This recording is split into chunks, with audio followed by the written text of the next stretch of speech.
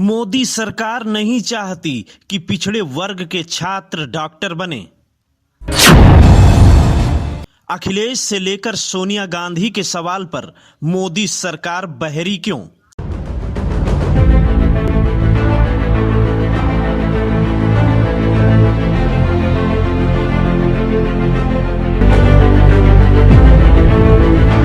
पिछड़ी जातियों वाले ध्यान से सुनो, यह जो खबर है यह आपके सुनने के लिए है। यह वो खबर है जो आपके लिए बेहद जरूरी है, क्योंकि आपने जिसको वोट दिया हम बताएंगे उसने आपके लिए क्या किया।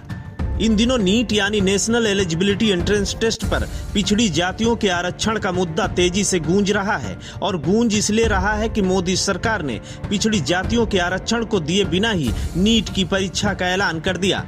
ऐलान करते ही चारों तरफ हाहाकार मच गया, लेकिन उस हाहाकार की गूंज मोदी सरकार को नहीं सुनाई पड़ी और ना ही वो सुनना चाहते हैं।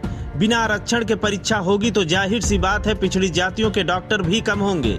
लोग इस बात पर खुलकर तंज कस रहे हैं कि जिस मोदी कैबिनेट में 27 मंत्री ओबीसी कैटेगरी से हो, 1 दर्जन दलित समाज के मंत्री हो, वैसे में उनकी आवाज वहां उठाई क्यों नहीं जा रही।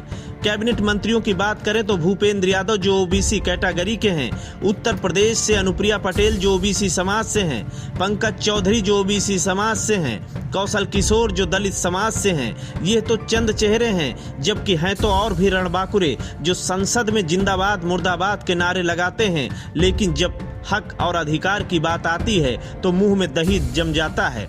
जिस समाज के लोगों ने इनको चुनकर भेजा है कि उनकी आवाज को उठाएंगे, जिस समाज ने इनको चुनकर भेजा है कि उनकी लड़ाई यही रणबांकुरे लड़ेंगे, लेकिन ऐसा हुआ नहीं, ऐसा हो भी नहीं रहा, तो क्या फिर मान लिया जाए कि मंत्री गूंगे और बहरे हो गए?